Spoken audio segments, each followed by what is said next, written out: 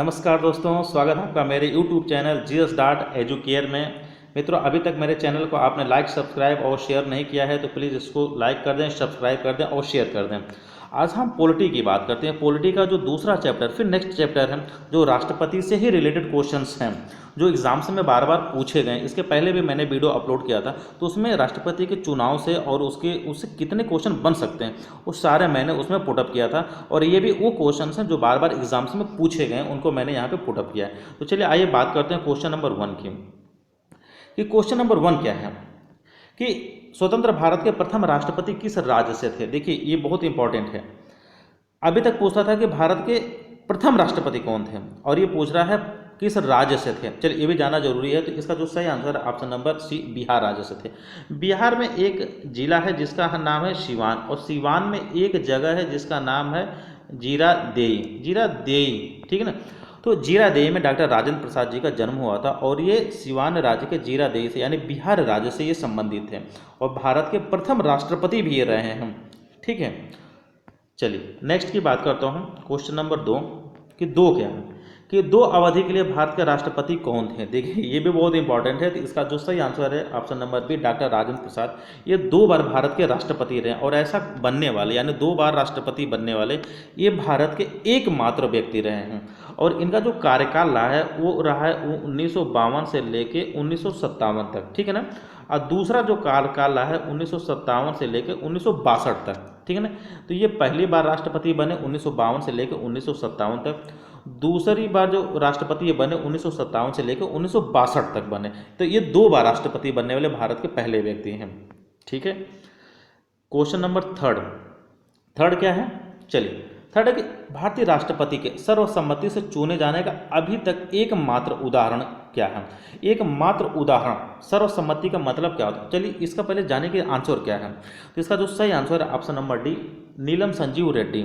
ये सर्वसम्मति से चुने जाने वाले, ये निर्विरोध, ठीक है ना, ये निर्विरोध चुने जाने वाले पहले राष्ट्रपति हैं, ठीक है ना। ये पहले राष्ट्रपति हैं जिनको निर्विरोध चुना गया, और अभी तक ये ऐसे राष्ट्रपति हैं कि जो निर्विरोध चुने जाने वाले राष्ट्रपति हैं। अभी तक ऐसा कोई भी राष्ट्रपति नहीं है जो निर्विरोध चुना गया हो, यही है नीलम संजीव रेड्डी ही हैं। क्वेश्चन नंबर 4 क्या है। 4 है कि निम्न में से कौन राष्ट्रपति होने से पूर्व भारत के उपराष्ट्रपति पद पर आसीन नहीं रहे। देखिए क्वेश्चन पूछ रहा नहीं रहे। चलिए हम बात करते हैं डॉक्टर एस राधाकृष्णन की। बिल्कुल, जब डॉक्टर राजेंद्र प्रसाद थे तो ये डॉक्टर राधाकृष्णन जी क्या थे, उपराष्ट्रपति थे। डॉक्टर राजेंद्र प्रसाद जी बिल्कुल नहीं, ये नहीं उपराष्ट्रपति रहे, क्योंकि ये पहली बार ही भारत के प्रेसिडेंट बन गए। तो जाहिर सी बात है कि कोई इनसे पहले जब कोई राष्ट्रपति पद का था ही नहीं, उपराष्ट्रपति पद का पद, तो कैसे बने होंगे। तो ये भी नहीं। नीलम संजीव रेड्डी, ठीक है ना, नीलम संजीव रेड्डी भी नहीं रहे हैं, ठीक है ना। डॉक्टर जाकिर हुसैन तो रहे हैं, ये दोनों लोग नहीं रहे हैं, ठीक है ना। बी और सी ऑप्शन क्या है, बी और सी इज द राइट आंसर। ये दोनों लोग ऐसे हैं कि जो कभी भी उपराष्ट्रपति पद का धारण नहीं किए हैं, ठीक है। चलिए क्वेश्चन नंबर 5 की हम बात करते क्या, निम्न में से कौन राष्ट्रपति दार्शनिक राजा और दार्शनिक साथ। देखिए दार्शनिक साथ नहीं होता, ठीक है ना, ये दार्शनिक शासक क्या है, दार्शनिक शासक। तो ऐसा कौन राष्ट्रपति रहा कि जिसको हम दार्शनिक राजा के भी नाम से पुकारते हैं और दार्शनिक शासक के भी नाम से पुकारते हैं। तो ये हैं भारत के दूसरे राष्ट्रपति doctor S Radhakrishnan, doctor Sarvepalli Radhakrishnan, ठीक है ना। इनका जो दूसरा कार्यकाल रहा है 1962 से लेकर 1967 तक, और ये भारत के दूसरे राष्ट्रपति रहे हैं। चलिए अब एक चीज़ आप जानते हो कि भारत में एक शिक्षक दिवस मनाया जाता है। कब मनाया जाता है, 5 सितंबर को, ठीक है ना। 5 सितंबर को शिक्षक दिवस मनाया जाता है, किसके जन्मोत्सव के उपलक्ष्य में। तो यही है डॉक्टर एस राधाकृष्णन, जो 5 सितंबर को इनका जन्म हुआ था।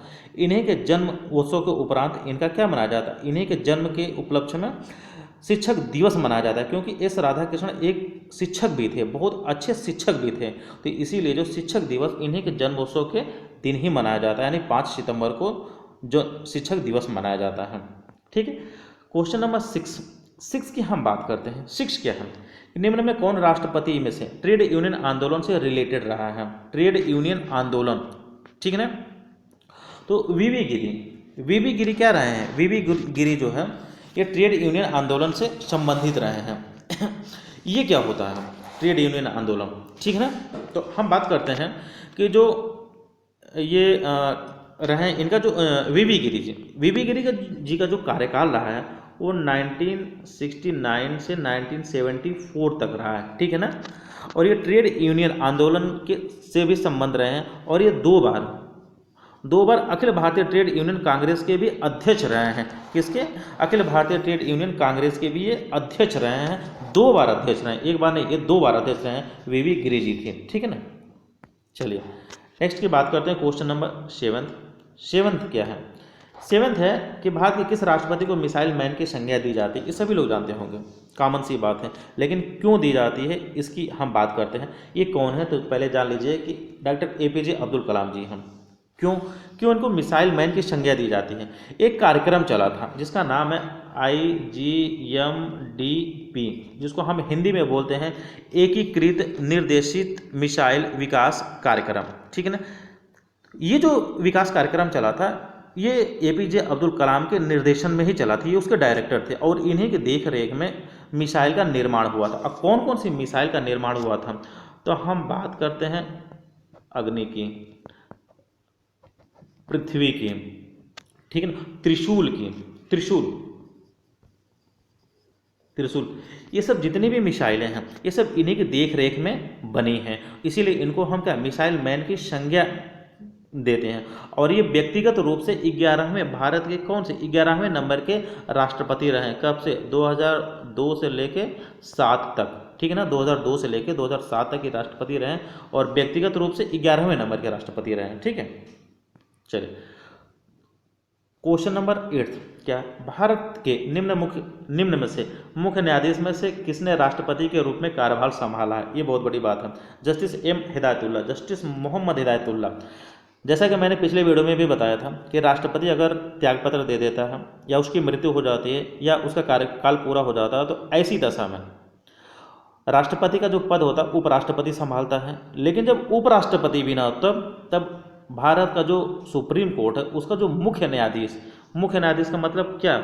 CJI, chief justice of India, वो राष्ट्रपति का पद धारण करता है या कार्यवाहक राष्ट्रपति का कार्यकाल पूरा करता है। तो मोहम्मद हिदायतुल्लाह ये पहले ऐसे CJI थे कि जो कार्यवाहक राष्ट्रपति का पद जो है धारण किए थे, ठीक है ना। और ये कब धारण किए थे? ये जो डेट पूछता है, कभी कभी हम आपको डेट बता दें कि डेट पूछता है, तो आप देख लीजिए कि जो 20 जुलाई 1969 से लेके 24 अगस्त 1969 तक, ठीक है ना, इतने समय तक ये क्या रहे हैं? कार्यवाहक राष्ट्रपति के रूप में इन्होंने कार्य किया है। 20 जुलाई 1969 से लेकर 24 अगस्त 1969 तक, ठीक है ना, 24 अगस्त 1969 तक, ठीक है। इतने दिनों तक इन्होंने कार्यवाहक राष्ट्रपति के रूप में कार्य किया, और ये पहले CJI थे, भारत के पहले CJI जिन्होंने कार्यवाहक राष्ट्रपति के रूप में कार्य किया। क्वेश्चन नंबर 9th की बात करते हैं। 9th क्या है कि निम्न से कौन सा कथन असत्य है यानी गलत है? गलत की बात कर रहा है। चलिए बात करते हैं। पहला कि राष्ट्रपति पद के लिए प्रत्याशी की आयु कम से कम 35 वर्ष होनी चाहिए, बिल्कुल सही बात है। उपराष्ट्रपति राज्यसभा का सभापति होता है, बिल्कुल सही बात है। उपराष्ट्रपति का चुनाव भारत का राष्ट्रपति करता? नहीं, उपराष्ट्रपति का चुनाव भारत का राष्ट्रपति नहीं करता। सदन के जो संसद के दोनों सदन होते हैं, लोकसभा, ठीक है ना, लोकसभा और राज्यसभा, इन्हीं दोनों के जो निर्वाचित सदस्य होते हैं वही वोट करते हैं और वही उपराष्ट्रपति को चुनते हैं। देखिए राष्ट्रपति को वोट कौन करता है? संसद के दोनों सदनों यानी लोकसभा और राज्यसभा के निर्वाचित सदस्य करते हैं, और राज्यों के विधानसभा के निर्वाचित सदस्य करते हैं, विधान परिषद के नहीं, सिर्फ विधानसभा के। और दिल्ली और पुदुचेरी के विधानसभा के निर्वाचित सदस्य करते हैं वोट, ठीक है ना। ये तो राष्ट्रपति का।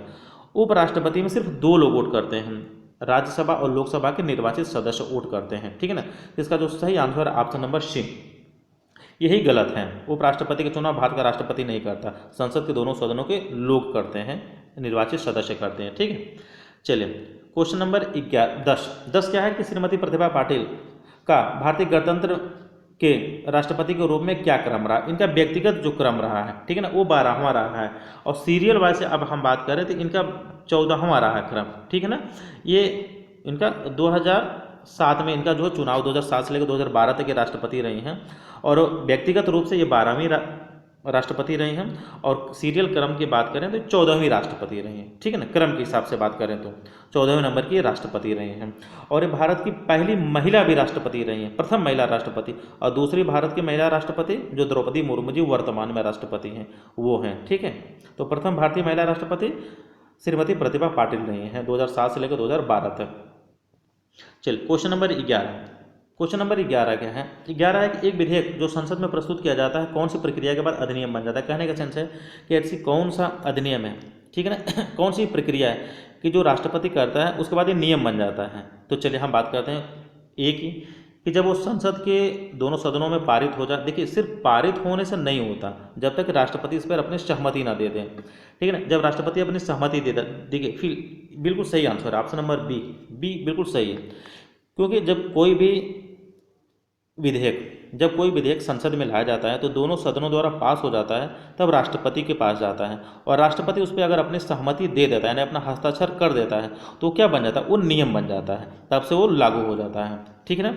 अच्छा, एक अध्यादेश की बात की जाती है। अच्छा, ये पहले जान लीजिए कि जब इस पर सहमति देता है तो कौन से अनुच्छेद के तहत देता है। अनुच्छेद 111 के तहत। ठीक है ना, इसका वर्णन 111 में है कि राष्ट्रपति अपने सहमति देता है या अधिनियम पे साइन करता है, किसी भी विधेयक के अधिनियम पे साइन करता है तो अधिनियम बन जाता है। ठीक है ना, कानून बन जाता है।